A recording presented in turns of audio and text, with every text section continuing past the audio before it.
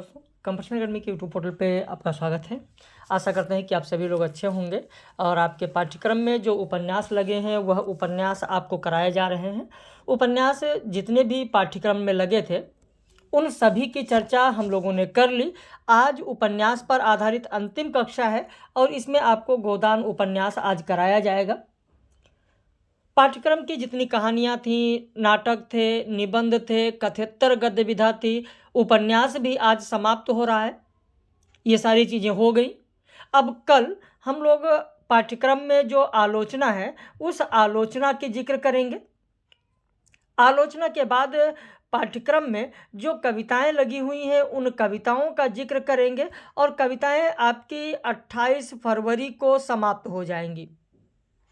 28 फरवरी को जब ये समाप्त हो जाएगा तो 1 मार्च से पाठ्यक्रम में जो भाषा लगा हुआ है, भाषा की बात करेंगे, लिपि की बात करेंगे, यानी जो पाठ्यक्रम में इकाई 1, 2, 3 है उन तीनों को हम लोग 1 मार्च से शुरू करके और लगभग 10 मार्च तक समाप्त कर लेंगे। फिर 10 मार्च से आप लोगों के यूपी हायर के पाठ्यक्रम में जो साहित्य का इतिहास लगा है उस इतिहास को शुरू करेंगे।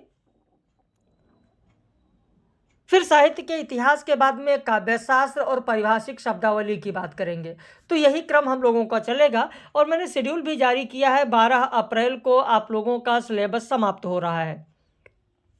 तो चलिए शुरू करते हैं। गोदान उपन्यास केवल पीडीएफ पर ध्यान न दें, लेक्चर जरूर देखें। मैंने बार बार कहा है कि लेक्चर जरूर देखें, अंत तक देखें।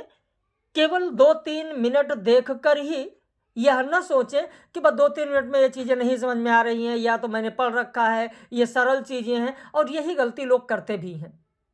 स्टार्टिंग में वीडियो प्रारंभ किया, 2-3 मिनट देखा, फिर अरे कोई बात नहीं, इसे तो मैंने पढ़ा ही है।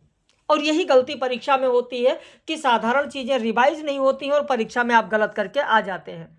साधारण प्रश्न का गलत होना एक तरीके से यह संकेत है कि आप परीक्षा से बाहर हो रहे हैं। कठिन तो सभी के लिए कठिन है, लेकिन जो साधारण है वह गलत अगर कर रहे हैं तो फिर आप बाहर हो रहे हैं। क्योंकि आपने अक्सर ऐसा अपने मित्रमंडली में या लोगों में देखा होगा, आपने सुना होगा कि अरे यार उसको तो कुछ नहीं आता था, मैंने कभी बहुत ज़्यादा पढ़ते भी नहीं देखा और साधारण से कुछ किताबें पढ़ा और उसका हो भी गया और हमने तो इतनी मेहनत की, नहीं हुआ। इतनी मेहनत की नहीं हुआ। क्यों नहीं हुआ? क्योंकि आप नई चीज़ों के पीछे भाग रहे थे, नए नए तथ्यों के पीछे भाग रहे थे, बहुत ज़्यादा डिटेल में भागने की कोशिश कर रहे थे, उस कठिन की तलाश में थे कि कठिन आए तो गलत ना हो। और आपने साधारण चीज़ों को नहीं पढ़ा, उसे आपने छोड़ दिया। और जिसने बहुत कम अध्ययन किया, सतही चीज़ों को पढ़ लिया और सतही जो प्रश्न थे जो साधारण थे वो उसके गलत नहीं हुए और आपके गलत हो गए। कठिन तो सभी के लिए कठिन है और उस कठिन में उसने थोड़ा आइडिया लगाया, दिमाग लगाया, उसका वह भी सही हो गया। तो इन चीज़ों पर जरूर ध्यान दें, इसलिए लेक्चर को अंत तक देखें, समझते चलें और फिर आप देखें कि किस तरीके से पूरा लेक्चर दिया जा रहा है और आपका पूरा का पूरा रिवाइज हो जाएगा। अभी भी मेरे पास लगातार लोगों का फ़ोन आता है, सर बस कल से ज्वाइन करना है, सर अभी 2 दिन बाद, 2 दिन थोड़ा व्यस्तता है, उसके बाद से हम ज्वाइन करते हैं। और वह 2 दिन और कल कभी नहीं आता है और उसी व्यस्तता में आप व्यस्त रहते हैं, उसी कामों में, और धीरे धीरे समय भी परीक्षा का पास आ जाता है। तो ऐसा बिल्कुल भी न करें। अगर आप भी जुड़ना चाहते हैं तो यहाँ पर यह नंबर लिखा हुआ है, इस नंबर पर शुल्क और सारी जानकारी आप ले सकते हैं। जितनी गतिविधियाँ हो चुकी टोटल वो सब आपको दे दी जाएंगी और कल से आलोचना में आप शामिल हो जाएंगे, आलोचना की कक्षा से। तो अब आप देखिए और चीज़ों को समझिए, अंत तक जरूर देखिए। शुरू करते हैं गोदान उपन्यास, जिसका प्रकाशन 1935-36 माना जाता है। इसमें कुल अध्यायों की संख्या 36 है। इस उपन्यास में किसान जीवन की महागाथा और ऋण समस्या का अंकन किया गया है। प्रेमचंद के इस उपन्यास में तत्कालीन भारतीय समाज की लगभग सभी समस्याओं को उठाया गया है। इसीलिए कहा जाता है, अब कॉपी पेन आपके पास होना चाहिए, मैं बार बार इसीलिए चीज़ों को कहता हूं कि कॉपी पेन आपके पास होना चाहिए। इसीलिए कहा जाता है कि गोदान महाकाव्यात्मक उपन्यास है। गोदान, पहला पॉइंट, महाकाव्यात्मक उपन्यास है। दूसरा गद्यमय महाकाव्य है। तीसरा पॉइंट लिखें कि गोदान कृषि संस्कृति का शोक गीत भी है, ग्राम जीवन का महाकाव्य है। गोदान में होरी के पराजय की त्रासदी को दिखाया गया है।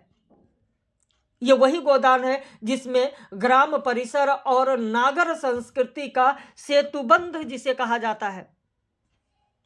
सेमरी और वेलारी जो दो गांव हैं, इन सेमरी वेलारी गांवों का योगफल इसमें दिखाया गया है। सोनारी भी इसमें खैर है, लेकिन वेलारी और सेमरी का योगफल दिखाया गया है।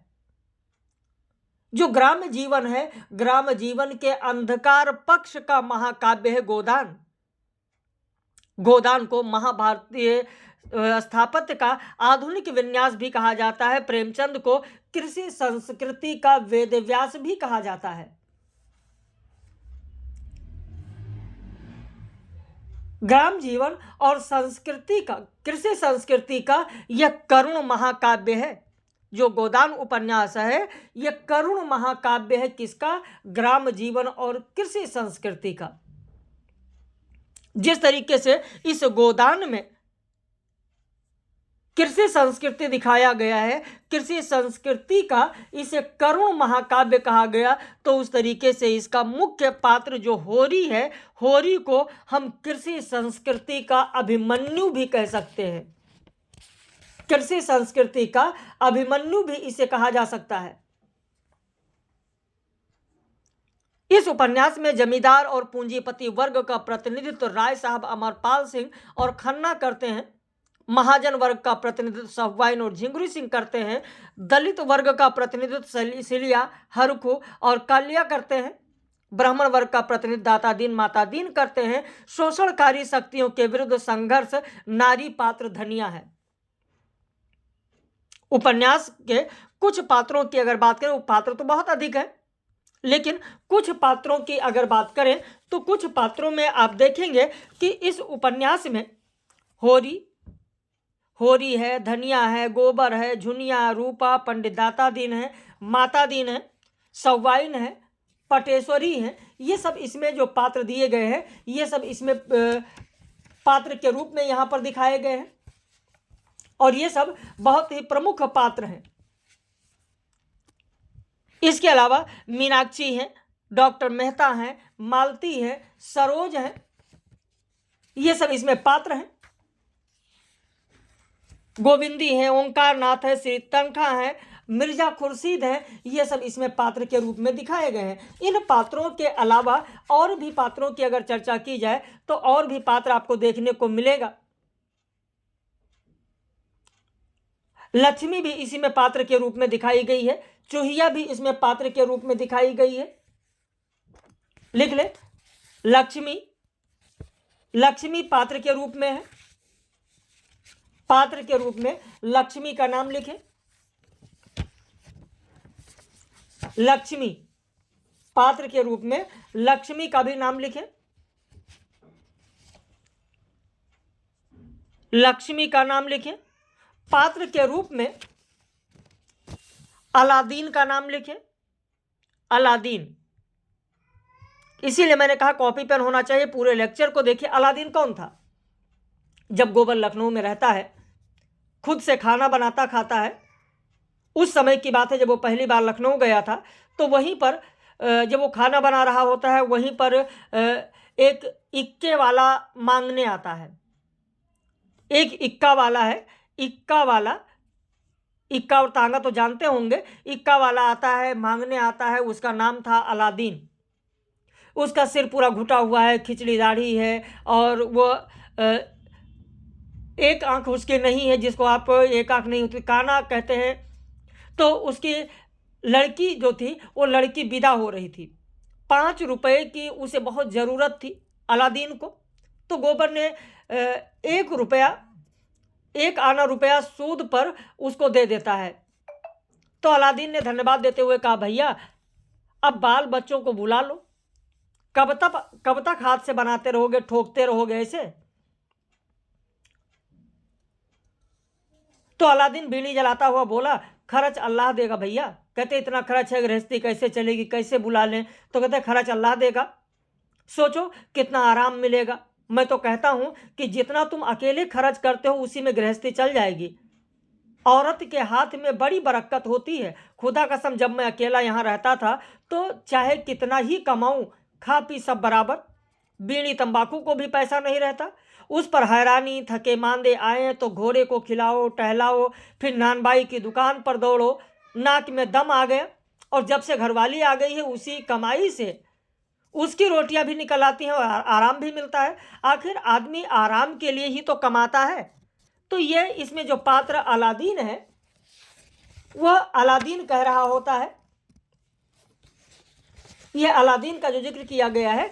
तो इस तरीके से पात्र जो होते हैं, कभी कभी आप देखेंगे कि जो छोटे छोटे पात्र हैं उन छोटे छोटे पात्रों को भी परीक्षा में पूछ लिया जाता है।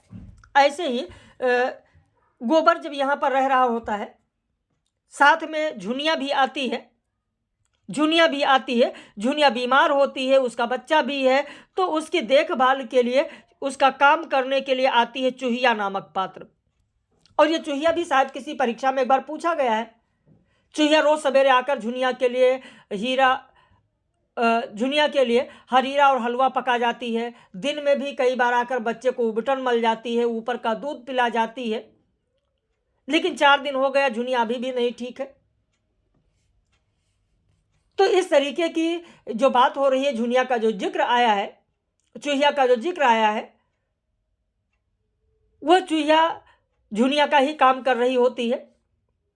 चूहिया स्नेह से उसके केस सुलझाती हुई बोली, धीरज धर बेटी, धीरज धर। झुनिया से कहती है, अभी क्षण भर में कष्ट कटा जाता है, तूने भी जो जैसे चुप्पी साध ली थी, इससे किस बात की लाज?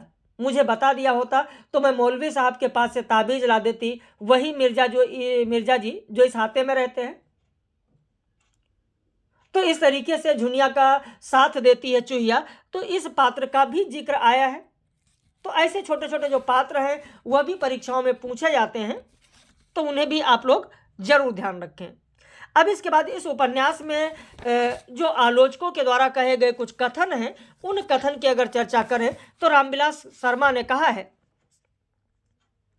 कि प्रेमचंद के नारी पात्रों में धनिया अन्यतम है। प्रेमचंद के नारी पात्रों में धनिया अन्यतम है। धनिया क्यों अन्यतम है? रामविलास शर्मा ने जो कहा वो प्रेमचंद के नारी पात्रों में धनिया क्यों अन्यतम है? धनिया इसलिए अन्यतम है क्योंकि धनिया एक विद्रोही चरित्र है। उसका यह व्यक्तित्व उस समय दिखाई पड़ता है जब गाय के विष दिए जाने पर पुलिस आती है। होरी कागज लिखकर पैसे लेकर दरोगा को घूस दे रहा है, धनिया झपट कर आगे आ जाती है और कहता, दरोगा तलाशी ही तो लेगा, ले ले, जहां चाहे तलाशी ले ले। एक तो 100 रुपए की गाय गई और उस पर इतना पलेथन, वाह रे तेरी इज्जत। तो होरी खून का घूंट पीकर रह गया और दरोगा का मुंह जरा सा निकल आया, मगर दरोगा हार मानने वाला नहीं था। पैतरा बदल कर कहा, मुझे ऐसा मालूम होता कि इस शैतान की खाला ने ही हीरा को फंसाने के लिए खुद गाय को जहर दे दिया है। धनिया इस पर गुस्सा हो जाती है, ताव में आ जाती, कहते हाँ दे दिया, अपनी गाय थी, मार डाली, फिर किसी दूसरे का जानवर तो नहीं मारा। तुम्हारे तहकीकात में यही निकलता है तो यही लिख लो, पहना दो मेरे हाथ में हथकड़ियां, देख लिया तुम्हारा न्याय और तुम्हारे अकल की दौड़, गरीबों का गला काटना दूसरी बात है। तो इस तरीके से धनिया एक विद्रोही प्रवृत्ति की दिखाई गई है। होरी के समझौतावादी व्यक्तित्व की अनंतर वाणी है धनिया। होरी ने जीवन में इतने कष्ट झेले हैं, इतने उतार चढ़ाव देखे हैं, एक सत्य को उपलब्ध किया, जब दूसरे के पांव तले अपने गर्दन दबी हुई हो तो उन पांवों को सहलाने में ही कुशल है। ठीक इसके विपरीत धनिया का सोच है कि हमने जमींदार के खेत जोते हैं तो वह अपना लगान ही तो लेगा, उसकी खुशामद क्यों करें, उसके तलवे क्यों सहलाएं। वह यही समझती है कि जिस गृहस्थी में पेट की रोटियां भी ना मिलें उसके लिए इतनी खुशामद क्यों। उसके लिए इतनी खुशामद क्यों? धनिया का पत्नीत्व जो है होरी के लिए एक रक्षा कवच है। ऐसे नहीं धनिया अन्यतम है।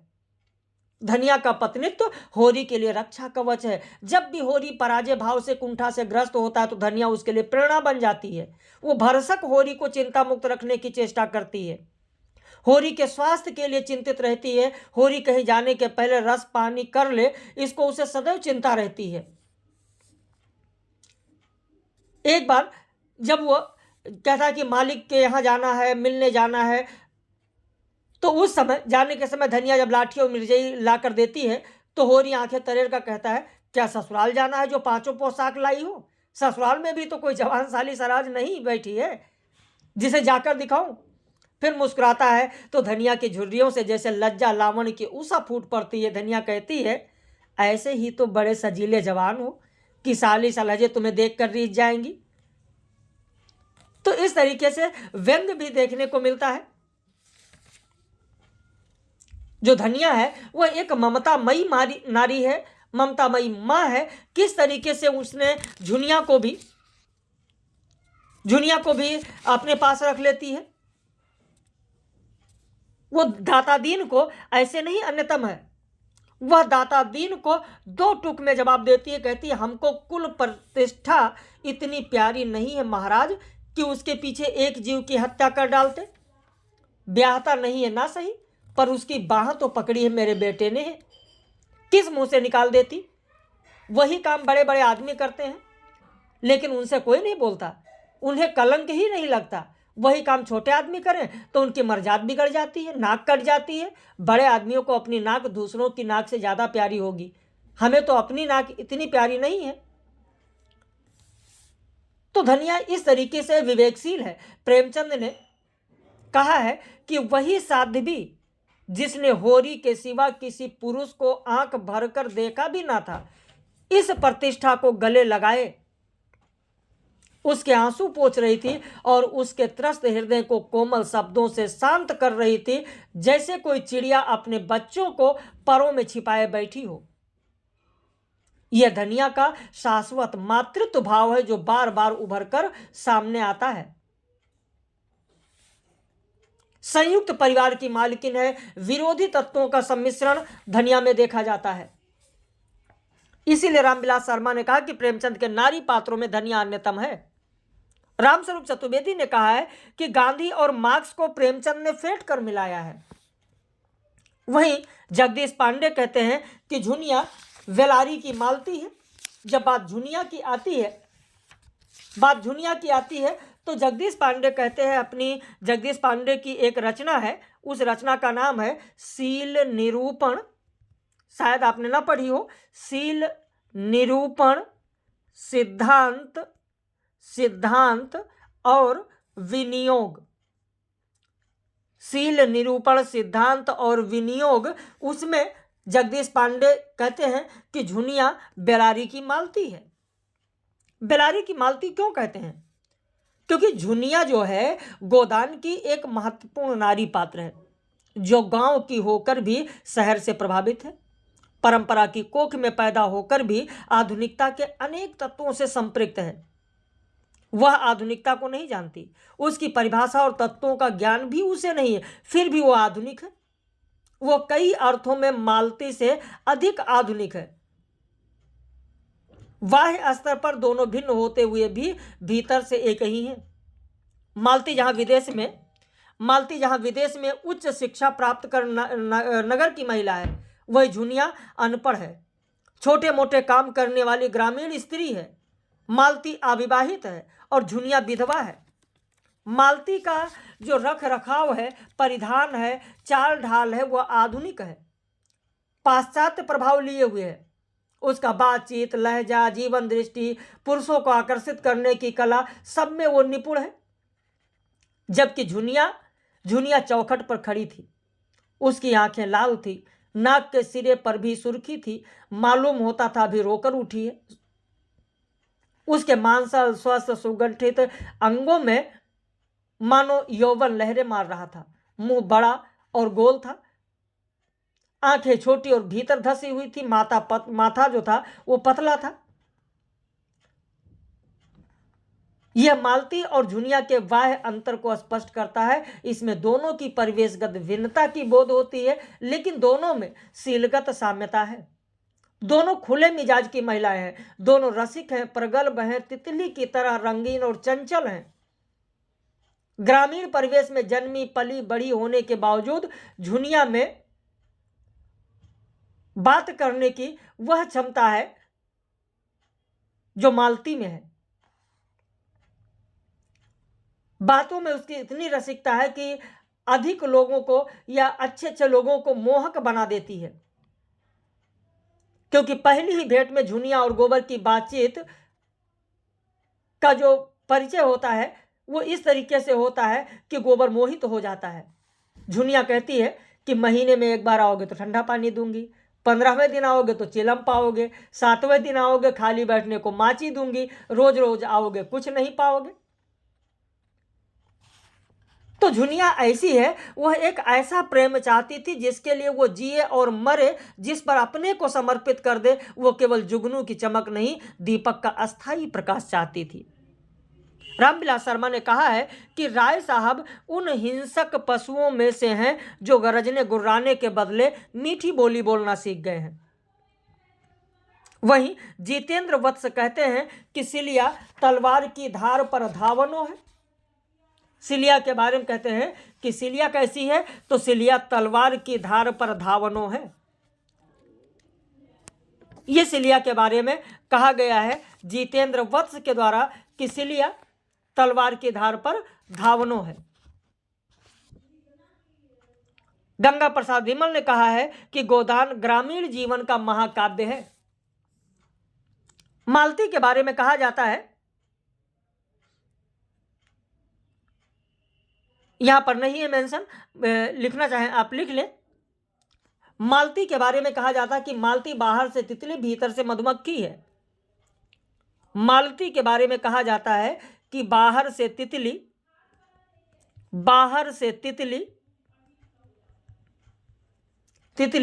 और भीतर से मधुमक्खी है।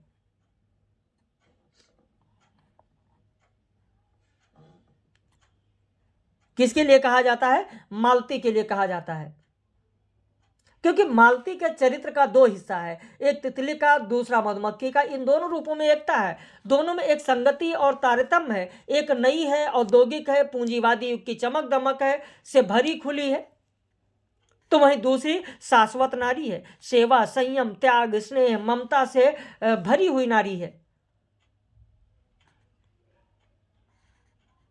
आप देखने को मिलेगा। इसीलिए प्रेमचंद ने कहा है कि मालती बाहर से तितली है, भीतर से मधुमक्खी। उसके जीवन में हंसी ही नहीं है, केवल गुड़ खाकर कौन जी सकता है, और जिए भी तो वह कोई सुखी जीवन नहीं होगा। वह हंसती है इसलिए कि उसके भी दाम मिलते हैं। उसका बहकना और चमकना इसलिए नहीं है कि वो चमकने को ही जीवन समझती है, या उसने निजत्व को अपनी आंखों में इतना बढ़ा लिया है कि जो कुछ करे अपने लिए करे। नहीं, वह इसलिए चहकती है और विनोद करती है कि इससे उसका व्यर्थ का भार हल्का हो जाता है। कर्तव्य जो होता है, उस कर्तव्य का जो भार है वो हल्का हो जाता है। इसके बाद आगे बढ़ते हैं तो विजयदेव नारायण शाही ने कहा है कि गोदान में प्रेमचंद की प्रकाश अभ्यस्त आंखें हिम्मत करके अंधकार देखने की कोशिश कर रही हैं।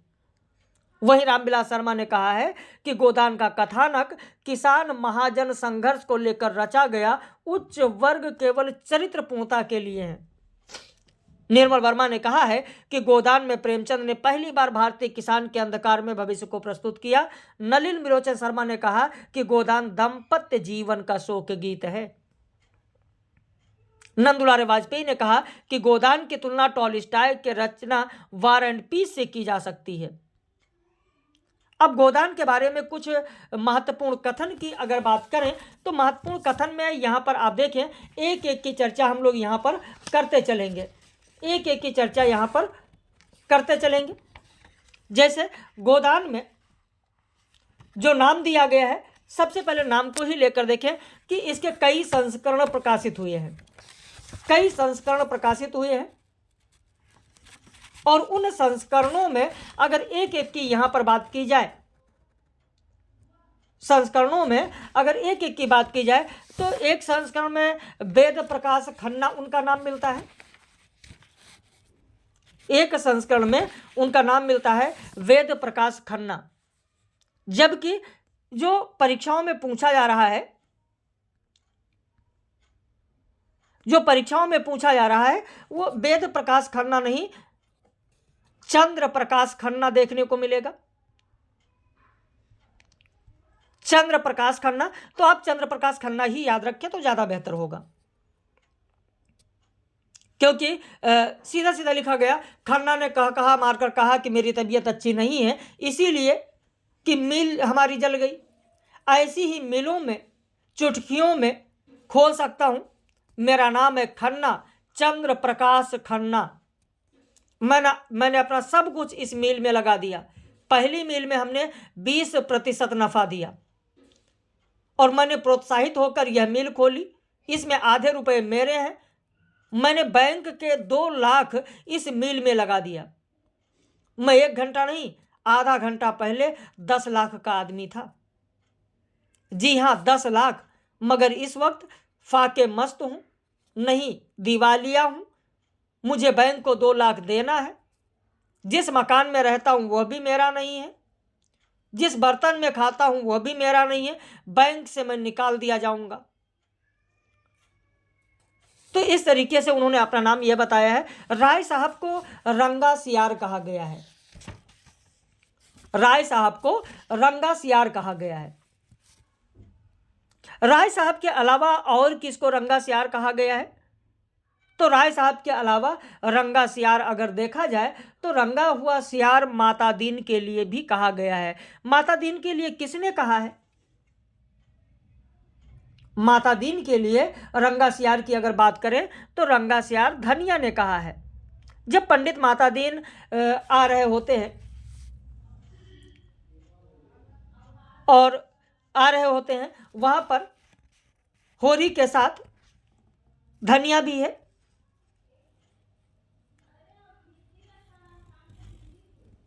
जहां पर नोहरी और सिलिया की भी बात हो रही होती है, उस समय का जिक्र है कि कहते हैं कि यह एक नोहरी है, यह एक नोहरी है और यह एक चमारिन है सिलिया। देखने सुनने में उससे लाख दर्जे अच्छी है सिलिया। चाहे तो 2 को खिलाकर आए और राधिका बनी घूमे, लेकिन मजूरी करती है, भूखों मरती है और मतई के नाम पर बैठी है। मतई मतलब माता दीन। और वह निर्दयी बात भी नहीं पूछता है। कौन जाने धनिया मर गई होती तो आज होरी की भी यही दशा होती। उसकी मौत की कल्पना ही ने होरी रोमांच उठता है पूरा, उसका रोंगटे खड़े हो जाते हैं। धनिया की मूर्ति मानसिक नेत्रों के सामने आकर खड़ी हो गई, सेवा और त्याग की देवी, जवान की तेज, पर मोम जैसा हृदय, पैसे पैसे के पीछे प्राण देने वाली, पर मर्यादा रक्षा के लिए अपना सर्वस्व होम कर देने को तैयार। जवानी में वह कम रूपवती न थी। नोहरी उसके सामने क्या है? चलती थी तो रानी से लगती थी। जो देखता था देखता रह जाता था। वह पटेश्वरी और झिंगुरी तब जवान थे। दोनों धनिया को देखकर छाती पर हाथ रख लेते थे। द्वार के 100 चक्कर लगाते थे। होरी उसकी ताक में रहता था, मगर छेड़ने का कोई बहाना नहीं पाता था। उन दिनों घर में खाने पीने की बड़ी तंगी थी। पाला पड़ गया था और खेती में भूसा तक ना हुआ था। लोग झरबेरियां खाकर दिन काटते थे। होरी को कैंप में काम करने के लिए जाना पड़ता था, 6 पैसे मिलता था। धनिया घर में अकेली रहती थी, लेकिन कभी किसी ने उसे किसी छैला की ओर ताकते नहीं देखा। पटेश्वरी ने एक बार कुछ छेड़ दिया था, उसका ऐसा मुंहतोड़ जवाब दिया कि अब तक नहीं भूला। उसी वक्त सहसा धनिया माता दीन को उसकी ओर अपनी ओर आते हुए देखती है। कहती है, कसाई कहीं का, कैसा तिलक लगाए हुए है, मानो भगवान का असली भगत है, रंगा हुआ सियार। किसने कहा? धनिया ने कहा। किसे कहा? माता दीन यानी मतई को कहा, रंगा हुआ सियार। ऐसा ब्राह्मण को पालागन कौन करे? माता दीन के समीप आकर कहा, माता दीन ने समीप आकर कहा कि तुम्हारा दाहिना तो बूढ़ा हो गया होरी, अब की सिंचाई में तो लग रहा है नहीं ठहरेगा, कोई 5 साल हुए होंगे इसे लाए। तो होरी दाहिने बैल के पीठ पर हाथ रखकर कहा, कैसा 5वां, यह 8वां चल रहा है भाई। जी तो चाहता है इसे पेंशन दे दूं, लेकिन किसान और किसान के बैल, इनको जमराज ही पेंशन दे तो मिले। इनकी गर्दन पर जुआ रखते मेरा मन कचोटता है। बेचारा सोचता होगा अब भी छुट्टी नहीं, अब क्या मेरा हाड़ जोतेगा क्या, लेकिन अपना कोई काबू नहीं। तुम कैसे चले, अब तो जी अच्छा है। तो इस तरीके से रंगा सियार कहा गया, पूरा जिक्र आया। मालती के बारे में कहा गया कि मालती बाहर से तितली और भीतर से मधुमक्खी है। क्यों है वो मैंने अभी जिक्र किया आपसे। धनिया के बारे में कहा गया कि बाहर से इस्पात जैसे कठोर और भीतर से मोम जैसी मुलायम है। गोदान को प्रेमचंद ने संक्रमण पीड़ा का दस्तावेज कहा है।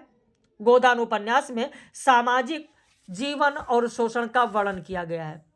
यह उपन्यास किसान जीवन की त्रासदी का ज्वलंत दस्तावेज है। इसमें किसानों के विपन्नता, शोषण, दलित प्रश्न, जातिगत भेदभाव सभी दिखाया गया है। गांव के भाग्य की डोर शहर में है। जमींदार अमरपाल सिंह के कारण शहरी और ग्रामीण कथाएं जुड़ती हैं। जमींदार प्रथा ही गांव की आर्थिक स्थिति नियंत्रण करती है। राम सेवक कहता है कि यहाँ तो जो किसान है वो सबका नरम चारा है। पटवारी का नजराना और दस्तूरी ना दो तो गांव में रहना मुश्किल है। जमींदार के चपरासी और कारिंदे की पेट न भरो तो निबाह न हो। थानेदार जो होते हैं वो गांव में ऊधम मचाते हैं। थानेदार गांव में ऊधम मचाते हैं। हीरा पर गौहत्या का मामला समाप्त करने के लिए 30 रुपए रिश्वत देने की नौबत आती है। होरी झुनिया को घर पर रख लेता है। 100 रुपए नगद, 30 मन अनाज उसे डांड देना पड़ता है। झिंगुरी सिंह कानून के बारे में कहता है कि कानून और न्याय उसका है जिसके पास पैसा है। दाता दीन कहते हैं जमींदारी मिट जाए, बंक घर टूट जाए, लेकिन जजमानी अंत तक बनी रहेगी। किसानों की विपन्नता की अगर बात की जाए तो यहां पर यह आता है कि लोग दाने दाने को मोहताज हैं। देह पर सबूत कपड़े नहीं है, कमर तोड़ मेहनत के बाद भी गुजर नहीं हो पाता है। वह जमींदार और महाजनों के शोषण का शिकार है। पूरी जिंदगी सूद भरते रहते किसान से मजदूर में बदल जाते हैं। यह किसने कहा था? गोबर ने कहा था। गोबर कहता है कि यह सब कहने की बात है। हम लोग दाने दाने को मुहताज हैं। देह पर साबित कपड़े नहीं, चोटी का पसीना एड़ी तक आता है, जब भी गुजर नहीं होता। उन्हें क्या, मजे से तो गद्दी मसनद लगाए बैठे हैं। सैकड़ों नौकर चाकर है, हजारों आदमियों का पर हुकूमत करते हैं। रुपए न जमा हो तो परेशान करते हैं, पर सुख तो सही तरह से वही भोगते हैं। धन लेकर आदमी और क्या करता है। तो इस तरीके से यहां पर गोबर का जो प्रतिवाद है वह देखने को मिलता है। गोबर की जब प्रतिवाद की बात आती है तो गोबर विद्रोही प्रवृत्ति का है, प्रगतिवादी सोच का है। गोबर प्रगतिवादी सोच का है। गोबर कहता है कि बड़े आदमियों की हाँ में हाँ मिलाने से कुछ ना कुछ आनंद तो मिलता ही है, नहीं तो लोग मेंबरी के लिए क्यों खड़े हों। जब सिर पर पड़ेगी तब मालूम होगा बेटा। होरी कहता है कि जब सिर पर पड़ेगा तब मालूम होगा बेटा, अभी जो चाहो कह लो। पहले मैं भी तो यही सब बातें सोचा करता था, पर अब मालूम हुआ कि हमारी गर्दन दूसरों के पैरों के नीचे दबी हुई है, अकड़ कर निबाह नहीं हो सकता। तो इस तरीके से एक दूसरे का प्रतिवाद करते हैं। एक बार होरी ने यह भी कहा है गोबर से, वहां जब बात हो रही होती है, होरी कहता है कि सोना बड़े आदमियों के लिए है, सोना बड़े आदमियों के लिए है, हम गरीबों के लिए तो रूपा ही है। जैसे जौ को राजा कहते हैं, गेहूं को चमार, इसलिए न कि गेहूं बड़े आदमी खाते हैं और जो हम लोग खाते हैं। तो ये खाने पीने को लेकर भी यहां पर बात हो रहा होता है। इसी दूसरे अध्याय में ही अगर बात करें, जब बात हो रही है गोबर की, प्रगतिवादी सोच की, तो वहां पर बात होता है, इस तरीके से बात हो रहा होता है, जहां पर होरी की बात हो रही है, गोबर की बात हो रही है। जब होरी राजा साहब होरी वहां पर जाता है राय साहब के यहाँ, और जनक का माली उसे बनने के लिए कहा जाता है। वहां जो प्रोग्राम होता है तब का जिक्र है, थोड़ा सा आप जरूर सुने। जब राय साहब आपस में, राय साहब होरी से बात कर रहे होते हैं, तो उस समय का प्रसंग है। कहते हैं राय साहब कि मैं भी तो उनकी दुर्दशा और विपत्ति और पतन पर हंसता हूं, दिल खोल कर तालियां बजाकर। संपत्ति और सहृदयता में बैर है। हम भी दान देते हैं, धर्म करते हैं, लेकिन जानते हो क्यों? केवल अपने बराबर वालों को नीचा दिखाने के लिए। ये राय साहब कहते हैं होरी से। कहते हैं हमारा दान और धर्म कोरा अहंकार है, विशुद्ध अहंकार है। यह राय साहब कहते हैं। राय साहब ने यह भी कहा है, राय साहब ने मुंह पान से भर कर कहा कि तुम हमें बड़ा आदमी समझते हो होरी, हमारे पास नाम बड़े हैं, हमारे पास नाम बड़े हैं, पर दर्शन छोटे हैं। गरीबों में अगर ईर्ष्या या बैर है तो स्वार्थ के लिए या पेट के लिए। ऐसी ईर्ष्या और बैर को मैं क्षम्य समझता हूँ। हमारे मुंह की रोटी कोई छीन ले तो उसके गले में उंगली डालकर निकालना हमारा धर्म हो जाता है।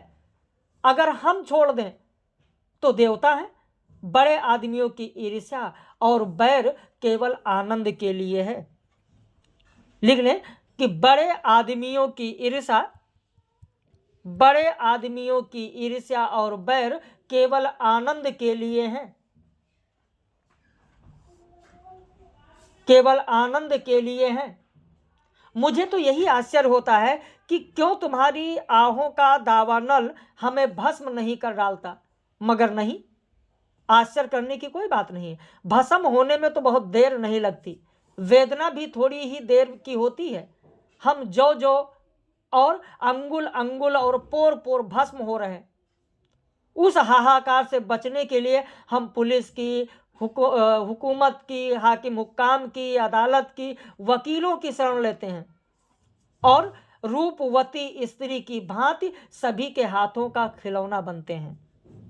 लिख ले, राय साहब कहते हैं कि हम रूपवती स्त्री की भांति, रूपवती स्त्री की भांति सभी के हाथों का खिलौना बनते हैं, सभी के हाथों का खिलौना बनते हैं। दुनिया समझती है हम बड़े सुखी हैं, हमारे पास इलाके, महल, सवारियां, नौकर चाकर क्या नहीं है। लेकिन जिसकी आत्मा में बल नहीं, अभिमान नहीं, वह और चाहे कुछ हो आदमी नहीं है। ये कौन कह रहा है? राय साहब कह रहे हैं कि जिसकी आत्मा में बल नहीं, अभिमान नहीं, वह और चाहे कुछ हो आदमी नहीं है। तो ये राय साहब कहते हैं। राय साहब दोहरी नीति अपनाने में लगे रहते हैं। राय साहब दोहरी नीति अपनाने में लगे रहते हैं। जमींदारी प्रथा की निंदा करते हैं और फिर मजबूरी बताते हैं। कहते हैं हम बिच्छू नहीं है, अनायास ही सबको डंक मारते फिरे। न गरीबों का गला दबाना कोई बड़े आनंद का काम है, लेकिन क्या करें? अफसर को दावत कहां से दें, सरकारी चंदा कहां से दें? राय साहब का शोषण किसी के ध्यान में नहीं जाता। सारा दोस्त कारिंदों पर मढ़ दिया जाता है। राय साहब को क्या दोष? भाग्य का खेल है। तो जब भाग्य के खेल की बात आती है तो ये भाग्य का खेल महज गरीबों के लिए ही क्यों? महज गरीबों के लिए ही क्यों? भाई कहा जाता है, भोला की जब बात आती है, भोला और होरी जब आपस में बात कर रहे होते हैं, भोला कह रहा है होरी से कि बहुत करुण भाव से कहता है कि बड़े आदमियों की बराबरी तुम कैसे कर सकते हो भाई? तो कहते हैं आदमी हम भी तो हैं। कौन कहता है कि हम तुम आदमी हैं? हम में आदमियत कहाँ? आदमी वह है जिसके पास धन है, अख्तियार है, इलम है। हम लोग तो बैल हैं और जुतने के लिए पैदा हुए हैं। उस पर एक दूसरे को देख नहीं सकता, एक का नाम नहीं। एक किसान दूसरे के खेत पर न चढ़े तो कोई इजाफा कैसे करे? प्रेम तो संसार से उठ गया। बूढ़ों के लिए अतीत के सुखों, लिख लीजिए, लिखें, बूढ़ों के लिए अतीत के सुखों और वर्तमान के दुखों, अतीत के सुखों और वर्तमान के दुखों और भविष्य के सर्वनाश से ज्यादा मनोरंजक और कोई प्रसंग नहीं होता है।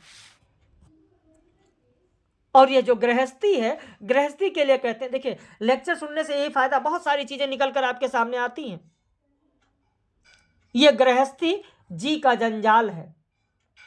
गृहस्थी क्या है? तो गृहस्थी जी का जंजाल है, सोने की हंसिया है, जिसे न उगलते बनता है और न निगलते। भोला कह रहा है कि ये जो गृहस्थी है भैया, ये जी का जंजाल है, सोने की हंसिया है, जिसे न उगलते बनता है न निगलते बनता है। लड़की है झुनिया, वह भी नसीब की खोटी है। तुम तो उसकी सगाई में आए थे, तुमको पता है कितना अच्छा घर बार मिला था। उसका आदमी बंबई में दूध की दुकान करता था। उन दिनों वहां हिंदू मुसलमान का दंगा हुआ तो किसी ने उसके पेट में छुरा भोंक दिया, घर ही चौपट हो गया। तो इस तरीके से इन दोनों में बात होती है। भाग्यवादी किसानों का प्रतिनिधि होरी है। वह भाग्यवाद और कर्म पर विश्वास करता है। छोटे बड़े भगवान के घर से बनकर आते हैं। हमने कुछ नहीं संचा तो भोगे कहां से? तो छोटे बड़े भगवान के घर से आते हैं, और जो भाग्य पर विश्वास करता है इसीलिए वो कर्ज से दबता हुआ चला जाता है।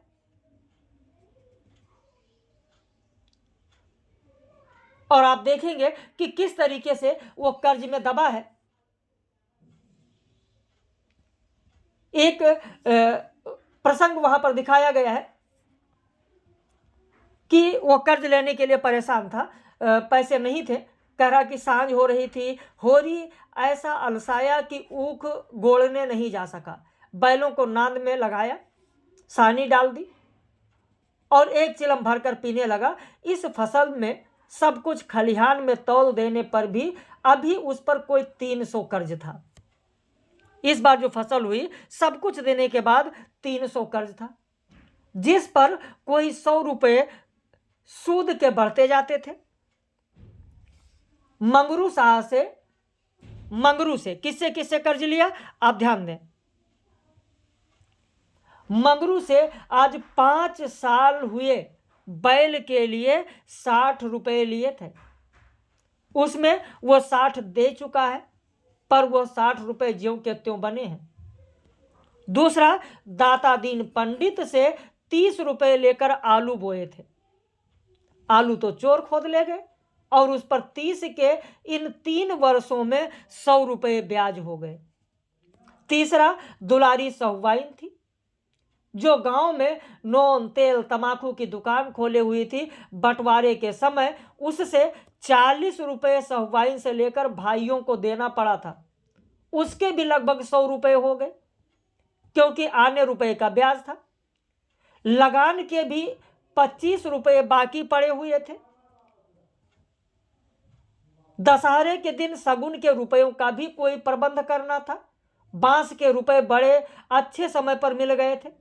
सगुन की समस्या हल हो जाएगी, लेकिन कौन जाने यहां तो धेला भी हाथ में नहीं आया और गांव में पूरा शोर मच गया। तो इस तरीके से जो भाग्यवादी है,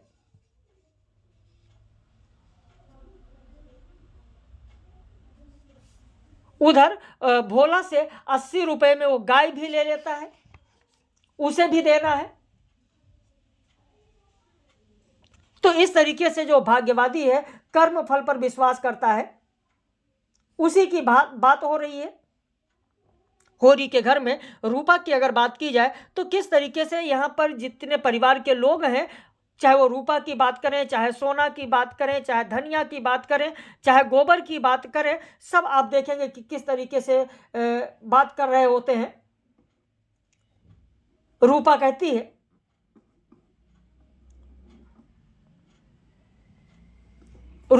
है, रूपा अपनी माता से बात कर रही होती है, और जब बात कर रही होती है उसी वक्त हीरा भी आ जाता है। हीरा आ जाता है। हीरा तो रूपा कूदती हुई कह रही होती है कि द्वेष तो मायाजाल, द्वेष का जो मायाजाल है, लिख ले, द्वेष का मायाजाल बड़ी बड़ी मछलियों को ही फंसाता है। द्वेष का मायाजाल, लिखे, ईर्ष्या द्वेष, द्वेष का मायाजाल बड़ी बड़ी मछलियों को ही फंसाता है। छोटी छोटी मछलियां या तो उसमें फंसती ही नहीं है या तुरंत निकल जाती हैं, या तुरंत निकल जाती हैं। उनके लिए यह घातक जाल क्रीड़ा की वस्तु है, भय की नहीं, भय की नहीं, भय की नहीं,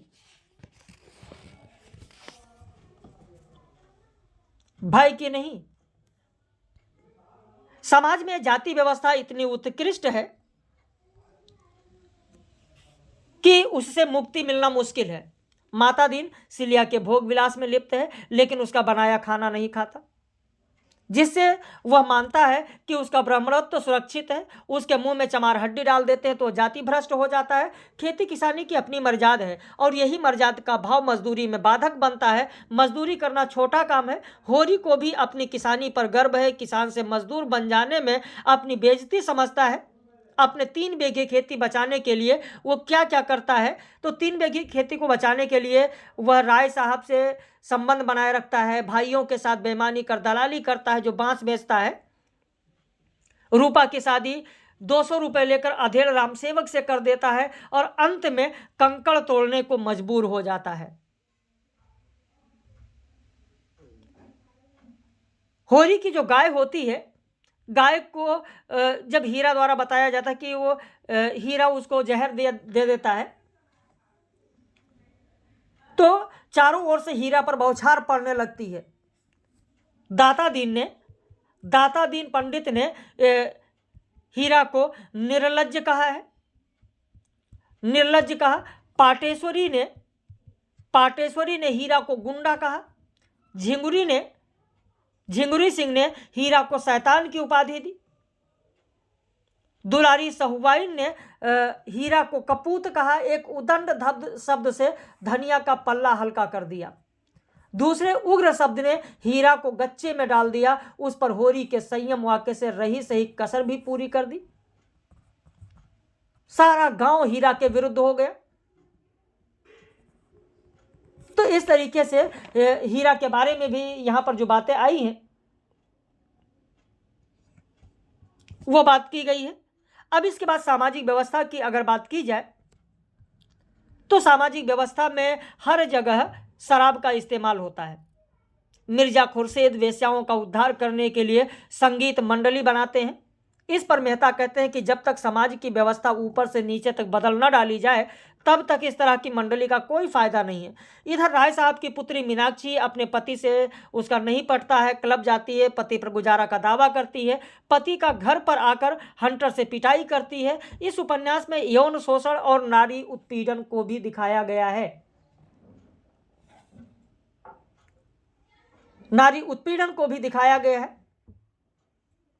गोदान में यथार्थ की स्थिति उसके आरंभिक और अंतिम की तुलना से स्पष्ट दिखाई देता है कि जब होरी कहता है कि दूसरों के पांव तले अपनी गर्दन दबी हुई तो उन पांव को सहलाने में ही कुशल है। व्यवहार कुशल होरी सहानुभूति और प्रशंसा को महत्व देता है। सहानुभूति और प्रशंसा की जब बात आती है होरी की, तो इसका जो बेटा है गोबर, वह भी तो कुछ इसी तरीके का प्रभाव इसके ऊपर भी थोड़ा बहुत देखने को मिलता है। जब बात झुनिया की होती है और झुनिया से ये मिलता है, वहाँ पर जाता है, तो गोबर कहता है, बहुत ही रसिकता के साथ झुनिया से कहता है कि अगर भिक्षुक को भीख मिलने की आशा हो, अगर भिक्षुक को भीख मिलने की आशा हो तो वह दिन भर और रात भर दाता के द्वार पर खड़ा रहे। लेकिन झुनिया तो ऐसी नहीं थी। मैंने आपको बताया है कि वह एक ऐसा प्रेम चाहती थी जिसके लिए वो जिए मरे, जिस पर अपने आप को समर्पित कर दे। वह केवल जुनून की चमक नहीं, दीपक का अस्थाई प्रकाश चाहती थी। वो एक गृहस्थी की बालिका थी जिसके गृहिणीत्व को रसिकों की लगावटबाजियों ने कुचल नहीं पाया था। कहती कि सब के सब भंवरे हैं, रस लेकर उड़ जाते हैं और मैं भी उन्हें ललचाती हूँ, तिरछी नजरों से देखती हूँ, वो मुझे गंधी बनाते हैं, मैं उन्हें उल्लू बनाती हूँ, मैं मर जाऊं तो उनकी आंखों में आंसू नहीं आएगा। तो इस तरीके से वह भी कहती है। तो वह भी प्रभाव यहाँ गोबर पर कहीं ना कहीं देखने को मिल रहा है।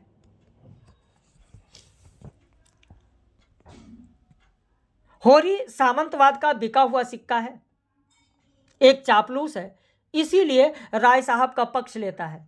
गोबर सर्वहारा वर्ग का ऐसा नवयुवक है जो साम्यवाद का समर्थक है, शोषण की समाप्ति का और बुर्जुआ वर्ग की समाप्ति का पक्षधर है। वो होरी से कहता है, सब कहने की बात है, हम सब दाने दाने को मोहताज है, देह पर सबूत कपड़े नहीं है, चोटी का पसीना एड़ी तक आता है तब भी गुजर नहीं होता, उन्हें क्या, वो तो गद्दी मसनद लगाए बैठे हैं।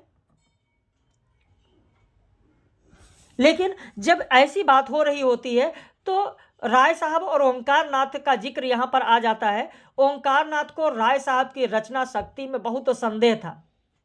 राय साहब का ख्याल था, क्या ख्याल था, कुछ ऐसा ही मिला जुला रूप राय साहब में भी देख सकते हैं। राय साहब ने कहा है कि प्रतिभा तो गरीबी ही में चमकती है, प्रतिभा तो गरीबी ही में चमकती है। अब आप खुद देख रहे हैं यहाँ पर बहुत सारी चीज़ें पीडीएफ में नहीं है, आपको समझाया जा रहा है, आप सुनेंगे तो इससे बहुत सारी चीज़ें आपको याद आ जाएंगी। प्रतिभा तो गरीबी ही में चमकती है, दीपक की भांति जो अंधेरे ही में अपना प्रकाश दिखाता है, उपेक्षा के साथ, जिसे छिपाने की भी उन्होंने चेष्टा नहीं की। और यहीं पर राय साहब और जब तनख्वाह की बात होती है, तनख्वाह की बात होती है, थोड़ा सा और जिक्र कर देते हैं तब आगे बढ़ते हैं। कहते हैं कि मध्यम आंच में भोजन स्वादिष्ट पकता है, मध्यम आंच में भोजन स्वादिष्ट पकता है, गुण से मारने वाला जहर से मारने वाले की अपेक्षा कहीं सफल हो सकता है। मैं तो केवल इतना जानता हूं, हम या तो साम्यवादी हैं या नहीं हैं, है तो उसका व्यवहार करें, नहीं तो बकना छोड़ दें। होरी इस उपन्यास का नायक है, इसी की गाथा आदि से अंत तक प्रस्तुत की गई है। वह गरीब है लेकिन व्यवहार कुशल है, वो खेती की मर्यादा का रक्षक, उदार पिता के साथ भातृत्व प्रेम में भी महान है, वो भाग्यवाद पर विश्वास करता है, शायद इसीलिए कर्ज के शोषण से घायल है। होरी धर्म की मर्यादा का भी रक्षक है, बेलारी गांव में रहता है, 5 बीघे जमीन है, परिवार में एक पुत्र है, गोबर है, 2 पुत्नियां सोना रूपा है, पत्नी धनिया है। गोबर की पत्नी झुनिया, गोबर का पुत्र मंगल भी है। होरी के 2 भाई हीरा शोभा बांटकर अलग हो गए हैं। बड़ी बेटी सोने की शादी मथुरा से होती है, छोटी बेटी रूपा की शादी रामसेवक से होती है। वह अपने भाई हीरा की पत्नी पुनिया को अपनी बहू मानता है। होरी के 40 वर्ष की उम्र में दशा देखकर धनिया कहती है, तुम्हारी दशा देखकर मैं सूख जाती हूं कि भगवान बुढ़ापा कैसे कटेगा, किसके द्वार पर भीख मांगेंगे। होरी गोबर से कहता है, खेती में जो मर्जाद है वो नौकरी में नहीं है।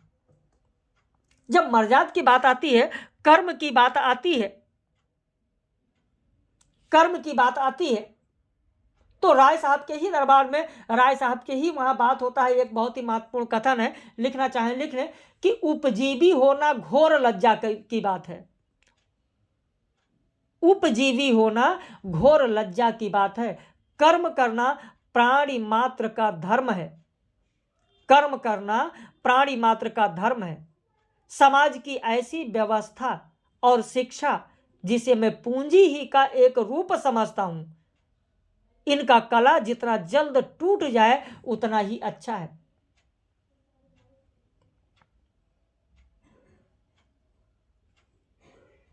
टूट जाए उतना ही अच्छा है, लिख लिया आपने।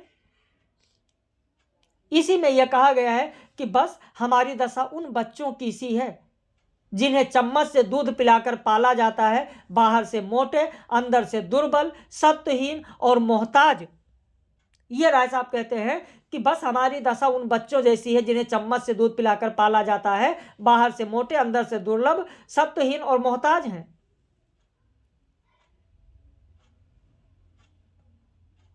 मेहता साहब ताली बजाकर कहते हैं, हियर हियर, आपकी जबान में जितनी बुद्धि है काश उसकी आधी भी मस्तिष्क में होती।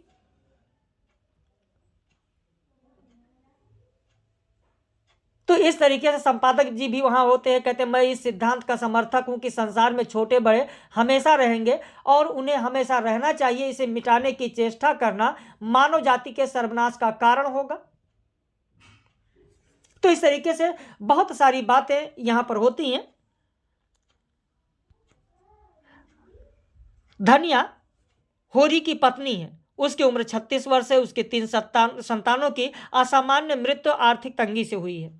धनिया साहसी, सहनशील, आदर्श माता, एक आदर्श पत्नी है। वो बिना ब्याही गोबर द्वारा लाई गई 5 वर्ष की गर्भवती झुनिया को शरण देती है और गोबर की कायरता को धिक्कारती है। माता दिन द्वारा सिलिया को निकालने जाने पर सिलिया को शरण देती है। झुनिया धनिया से कहती है, भगवान मुझे फिर जन्म दे तो तुम्हारी कोख में। होरी को जब बुखार होता है तो उसकी सेवा करती है, कहती है, लाख बुरा हो पर उसी के साथ जीवन के 25 वर्ष कटे हैं। सुख किया तो उसी के साथ, दुख भोगा तो उसी के साथ। धनिया गाय खरीदने की लालसा में पति के साथ रात में सुतली काटती है। सुतली बेचकर 20 आने रखी है, जो होरी के मृत्यु के समय दाता दीन के हाथ में रखकर कहती है, महाराज घर में न गाय है, न बचिया, न पैसा, यही पैसे हैं, यही इनका गोदान है। गोबर होरी का पुत्र है, इसका स्वभाव पिता के विपरीत है। यह नई पीढ़ी के असंतोष का प्रतीक है। यह भोला की विधवा झुनिया से ब्याह करता है। मिर्जा खुर्शीद के यहाँ लखनऊ में 15 रुपये मासिक नौकरी करता है और मिर्जा को बचाने के लिए हड़ताल में पिट जाता है। यह अन्याय के प्रति विद्रोही तेवर रखता है। यह भाग्य पर विश्वास नहीं करता, अंत में पलायनवादी बन जाता है। डॉक्टर मेहता दर्शन शास्त्र के अध्यापक हैं। डॉक्टर मेहता दर्शन शास्त्र के अध्यापक है यूनिवर्सिटी में। वह आधुनिक शिक्षित और बुद्धिजीवी हैं। वह अविवाहित हैं। वह बिना ब्याह और नवयुग के रमणियों से पनाह मांगते हैं। राय साहब से कहते हैं कि मध्यम आंच में भोजन, अभी जो मैंने कथन बताया था कि इसको लिख लीजिए, वह यहाँ पर आपको देखने को मिलेगा। विवाह के संबंध में ओंकार नाथ से कहते हैं कि विवाह तो आत्मा को और जीवन को पिंजरे में बंद कर देता है। विवाह आत्मा को और पिंजरे में बंद कर देता है। विवाह को मैं सामाजिक समझौता समझता हूं। विवाह को मैं सामाजिक समझौता समझता हूं और उसे तोड़ने का अधिकार न पुरुष को है न स्त्री को। मिर्जा खुर्शीद से स्त्रियों के बारे में कहते हैं कि स्त्री पृथ्वी की भांति धैर्यवान है, शक्ति संपन्न है, सहिष्णु है। संसार में जो कुछ सुंदर है उसी की प्रतिमा को मैं स्त्री कहता हूं। मेरे जहन में स्त्री वफा और त्याग की मूर्ति है, जो अपनी बेजबानी से, अपनी कुर्बानी से अपने को बिल्कुल मिटाकर पति की आत्मा का अंश बन जाती है। मेहता मिसेज खन्ना की तारीफ करते हुए कहते हैं, मिसेज खन्ना की तारीफ करते हैं और कहते हैं मिसेज खन्ना से, मिसेज खन्ना की जब बात आती है तो मिसेज खन्ना का नाम होता है कामिनी खन्ना। कहीं पर लिखना चाहें तो लिख लें, मिसेज खन्ना का नाम होता है कामिनी खन्ना। लिख लें, मिसेज खन्ना का नाम है कामिनी खन्ना। कामिनी खन्ना। तो मिसेज खन्ना की तारीफ करते हुए कहते हैं कि मैं ऐसी बीवी चाहता हूं जो मेरे जीवन को पवित्र और उज्जवल बना दे अपने प्रेम और त्याग से। मेहता कहते हैं कि प्रेम जब आत्मसमर्पण का रूप लेता है तभी ब्याह उसके पहले अय्यासी है। मालती इंग्लैंड में पढ़ लिख कर डॉक्टरी पढ़ती है, लखनऊ में आकर प्रैक्टिस करती है। वो बाहर से फैशन वाली है, अंदर से उदात्त है। वह अविवाहित है। उसके पिता शराबी हैं, रोगी हैं। घर में 2 बहनें हैं, घर का सारा खर्च यही उठाती है। वह पुरुष मनोविज्ञान की अच्छी जानकार भी है, पुरुषों को लुभाने रिझाने में प्रवीण है। यह खन्ना से कहती है कि मैं रूपवती हूँ और तुम भी मेरे अनेक चाहने वाले में हो। यह मेरी कृपा थी कि यहाँ मैं औरों के उपहार लौटा देती हूँ और तुम्हारी सामान्य से सामान्य चीज धन्यवाद के साथ स्वीकार कर लेती हूँ। मेहता कहते हैं, तुम सब कुछ कर सकती हो, बुद्धिमान हो, चतुर हो, प्रतिभावान हो, दयालु हो, चंचल हो, स्वाभिमानी हो, त्याग कर सकती हो, लेकिन प्रेम नहीं कर सकती, ये कहते हैं। अच्छा, यहीं पर ओंकारनाथ, मालती और मेहता जब होते हैं तो जब बात होती है, सरोज भी होती है, तो यहां पर बात होती है वोट पड़ने की, पक्ष विपक्ष की बात हो रही होती है कि ठीक है कितने वोट मिलेंगे, पक्ष और विपक्ष की जब बात होती है, फिलोसफर की बात होती है। तो मेहता का एक बहुत ही महत्वपूर्ण कथन है, क्योंकि हो सकता है वर्तमान की जो स्थिति है, चुनाव की जो स्थिति होती है, उस पर हो सकता है पूछ लिया जाए। वोट की जो राजनीति होती है, तो हो सकता है कि पेपर बनाते वक्त हो सकता है ध्यान में आ जाए, तो ऐसा प्रश्न पूछ लिया जाए। मेहता कहते हैं कि वोट नए युग का मायाजाल है। जो ओट है, ओट नए युग का मायाजाल है, मरीचिका है, कलंक है, धोखा है। उसके चक्कर में पड़कर आप ना इधर की होंगी ना उधर की। लिख ले, ओट नए युग का मायाजाल है, मरीचिका है, कलंक है, धोखा है। उसके चक्कर में पड़कर आप ना इधर की होंगी ना उधर की होंगी। ये किसने कहा है? तो ये कहा गया है मेहता के द्वारा। मेहता के द्वारा, मेहता के द्वारा। जब बात मेहता की होती है, मेहता, तो मेहता गोविंदी से उनका एक कथन है, वो भी आप लिखना चाहें लिख लें। गोविंदी से मेहता ने श्रद्धावान होकर कहा, गोविंदी से, देवी जी आप मेरे साथ अन्याय कर रही हो और मुझसे ज्यादा अपने साथ। संसार में ऐसे बहुत कम प्राणी हैं जिनके प्रति मेरे मन में श्रद्धा हो, उन्हीं में एक आप हैं। आपका धैर्य और त्याग और शील और प्रेम अनुपम है। मैं आपके जीवन में सबसे बड़े सुख की जो कल्पना कर सकता हूं, वह आप जैसी किसी देवी के चरणों की सेवा है। जिस नारित्व को मैं आदर्श मानता हूं, आप उसकी सजीव प्रतिमा हैं। लिख लें, जिस नारित्व को, मेहता ने कहा है कि जिस नारित्व को मैं आदर्श मानता हूं, आप उसकी सजीव प्रतिमा हैं। सजीव प्रतिमा है। मेहता यह भी कहते हैं कि नारी हृदय, लिख लें, मेहता यह भी कहते हैं कि नारी हृदय धरती के समान है, जिसमें मिठास भी मिल सकती है, कड़वापन भी। उसके अंदर पड़ने वाले बीज में जैसी शक्ति हो, जैसी शक्ति हो। वो यह भी कहते हैं कि मैं भूत की चिंता नहीं करता, भविष्य की परवाह नहीं करता, मेरे लिए वर्तमान ही सब कुछ है। मेरे लिए वर्तमान ही सब कुछ है। मेरे लिए वर्तमान ही सब कुछ है।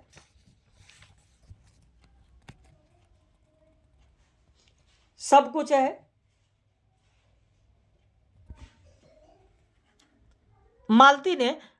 मालती से मेहता अपने प्रेम को खूंखार शेर बताते हैं। तो मालती कहती है, अगर प्रेम खूंखार शेर है, अगर प्रेम खूंखार शेर रहे तो मैं उससे दूर ही रहूंगी। प्रेम देह की वस्तु नहीं, आत्मा की वस्तु है, वह संपूर्ण आत्मसमर्पण है। मालती मेहता से कहती है, तुम मेरे पथ प्रदर्शक हो, मेरे देवता हो, गुरु हो। यह वरदान मेरे जीवन को सार्थक करने को काफी है। तो यह बात यहां पर की गई है। वैसे कथन तो बहुत सारे हैं, कथन तो बहुत सारे हैं, लेकिन फिर भी यहां पर जितना महत्वपूर्ण था वो मैंने आपको बताया, उसे आपने देखा। नारी के गुण अगर पुरुष में आ जाए तो वो क्या हो जाता है, पुरुष का गुण नारी में आ जाए तो क्या हो जाता है। इस तरीके का भी कथन मैंने आप लोगों को कराया है, जो इसी में चर्चा किया गया है कि किस तरीके से पुरुष में नारी के गुण आ जाए तो वो देवता हो जाता है, और नारी में पुरुष के गुण आ जाए तो उल्टा हो जाती है। तो यह भी जिक्र इसी उपन्यास में, यह भी एक कथन है, तो कभी कभी पूछ लिया जाता है। वैसे 1 घंटे 4 मिनट में ये सारी चीज़ें आपको यहाँ पर समझाई गई। बाकी इस पर आधारित प्रश्न भी रात में हम लोग इस पर आधारित प्रश्न तो आपको दिया ही जा चुका है एक साथ, और कल से आलोचना शुरू होगी। कैसा लगा जरूर बताइएगा। इस 1 घंटे में मैंने आपको ये पूरा उपन्यास समझाया, महत्वपूर्ण कथन की बात की। अब आपके कॉन्सेप्ट क्लियर हो गए होंगे। मुझे लगता है कि यहाँ से आने वाले प्रश्न आप जरूर कर लेंगे। लेकिन लेक्चर कैसा रहा, अपनी प्रतिक्रिया व्यक्त कीजिएगा।